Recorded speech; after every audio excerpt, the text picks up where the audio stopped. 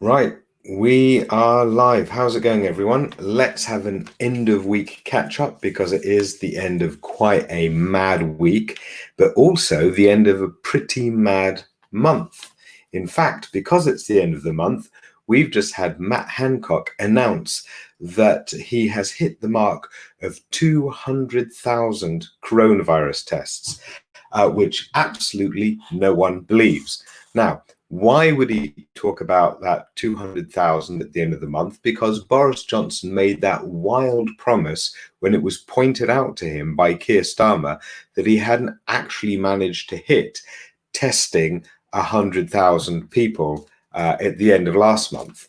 And if you remember, there has come out since lots of information that there have been tests counted double, that the rates have been absolutely inflated, even though that sometimes the tests, number of them fluctuated over 100,000. Nevertheless, steadily throughout this month, there hasn't really been much more than 60 or 70,000 people tested, even though the government itself had promised that we would be testing 100,000 people by the end of last month.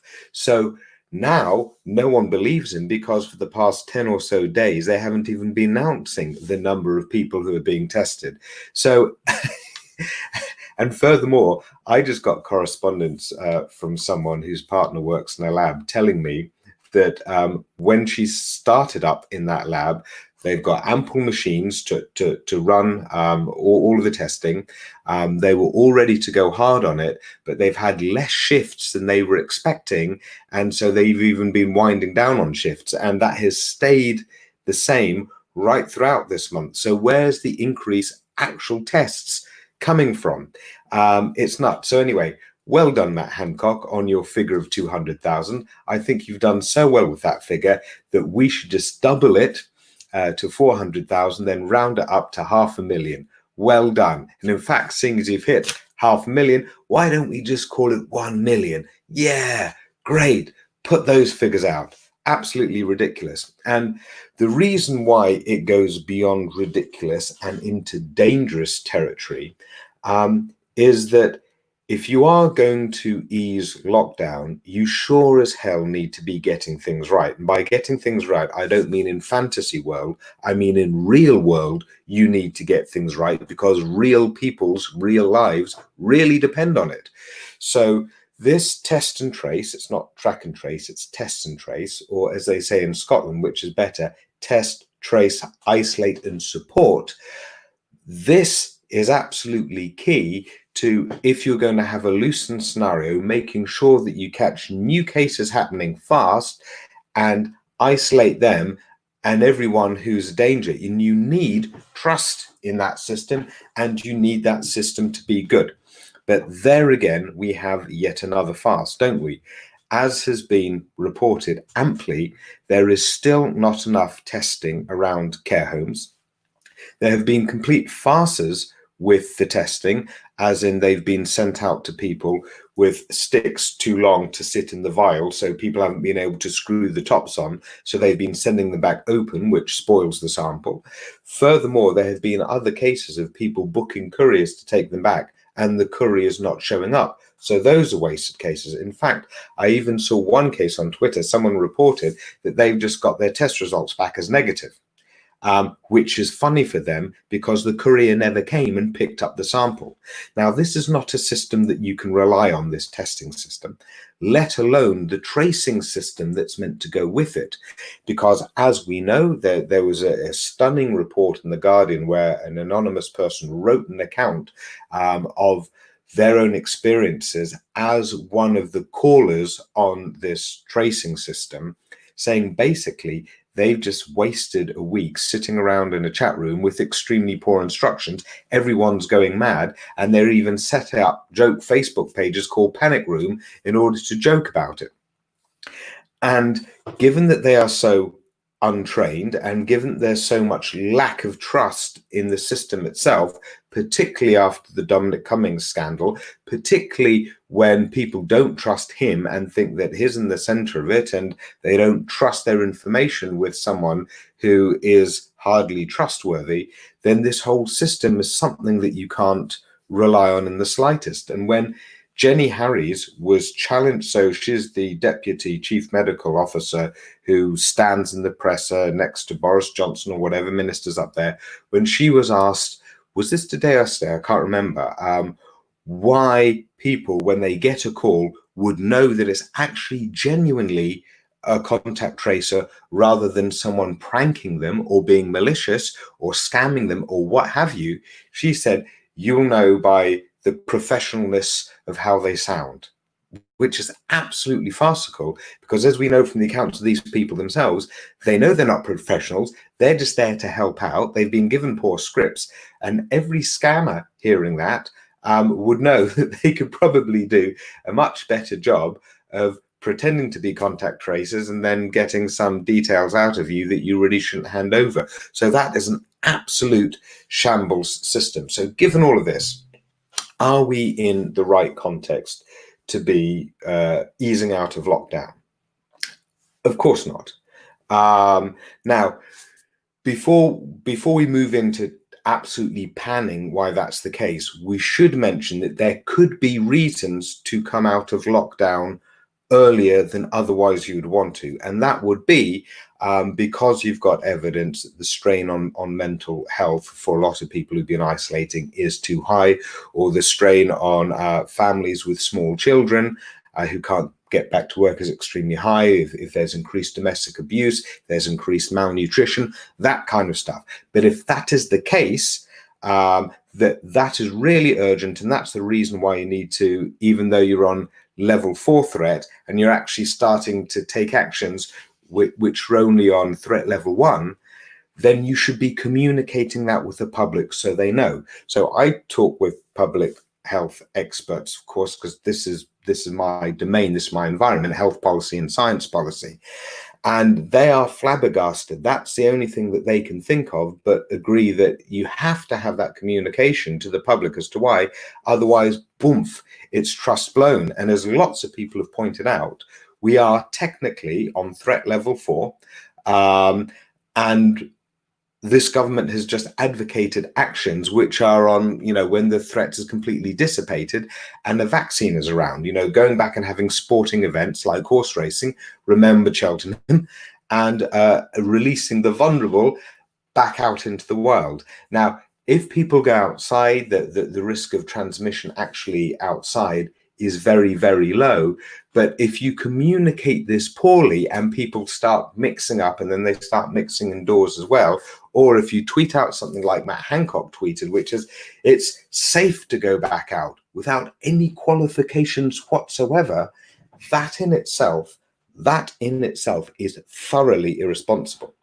Now, why are we not ready to ease out of lockdown, according to a lot of the experts from SAGE themselves, but elsewhere in the community that are dead alarmed? Well, firstly, the R, which is the reproduction rate, is very close to 1. And so any nudges over that, given that you've got about 8,000 new cases a day in the country with still over 300 deaths, that's a very high prevalence. And so it means that the opportunity for it to start flaring up in any part of the country is still very high. And if you look at our incidence rates and our R compared to other European countries that are staying in lockdown, we really are not in cautious territory here. And it's very, very worrying that the government that was preaching before how it was following the science is now actually directly contradicting the science advice, and the scientists who've been advising government are saying, this isn't us, this is political. That should make all of us nervous, as well as clearly, beyond not explaining well to the public what they're doing and why, the lack of coordination across the health structures of the UK, or with schools. That lack of coordination, again, undermines trust that they're going to be doing it well. So why is the government then doing this?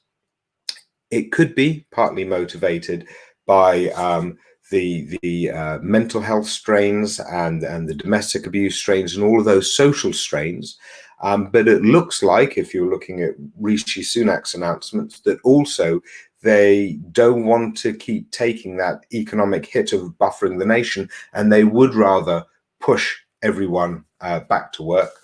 Also, there's probably political pressure from actually watching other countries around Europe and the world ease lockdown successfully, and because they don't want to be left behind, they're over pushing it and trying to put the political show and the pride actually in front of common sense. And then also finally, and there is the Cummings factor, which is, so keen are they to move on from the clear breach of trust and faith in government that has been the Dominic Cummings scandal, which still runs on. They have just been trying to change the agenda with anything. And what's really notable about the Dominic Cummings scandal is that the opinion against Cummings's action has increased. So starting from May 23rd, there were 2 YouGov polls, and then one done by Jail Partners for the Daily Mail, and then another one done by Opinium that was published in The Observer. And the proportion of people, the percentage of people that think that Dominic Cummings should resign has risen from 52 on the 23rd of May to then 59% to then 66% and now to 68%. And the numbers of people who think that he broke the rules rose from, oh God, what was it? It was 68% to then 71% to then 80% to then 81%. So it's been rising right up until this weekend. So given that turning up of the heat, the government are squealing and actually being highly irresponsible and pushing out new measures, acting extremely politically rather than rationally. And that's why you start seeing people like the chief medical officer and the chief scientific advisor looking extremely uncomfortable. And then you had Jonathan Van Tam absolutely saying that in pretty much no uncertain terms that Dominic Cummings' behavior was unacceptable. He didn't say that directly, but that was the clear message that everyone took from it.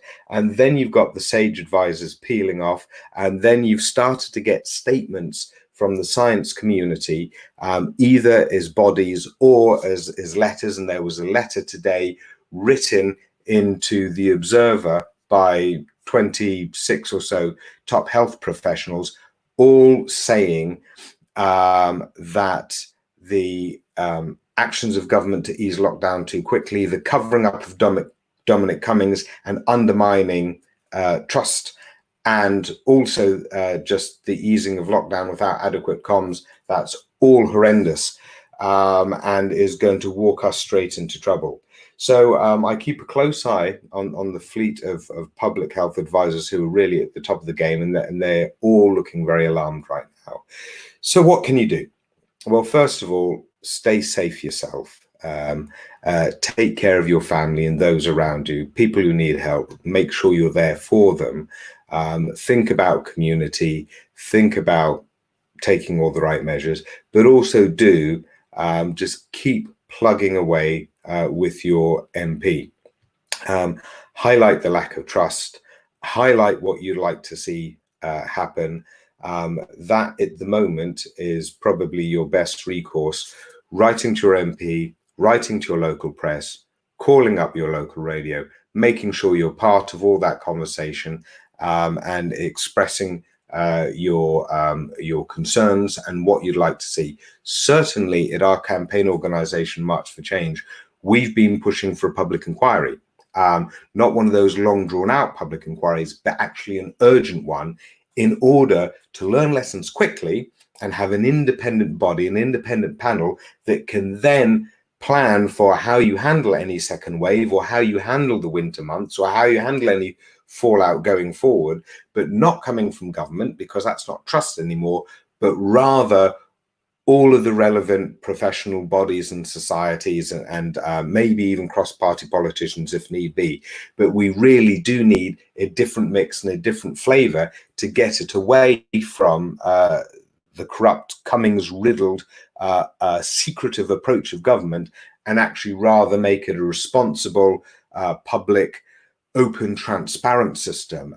So that's what we've been petitioning for, and that's what we've been pulling in health and science professionals in order to do, because that's really what needs to happen. So there's another thing that you could write to your MP, that you really want to see this taken out of the hands of the government per se and put into responsible independent panel, and you'd like to see an urgent public inquiry that can learn lessons and put us on the front foot.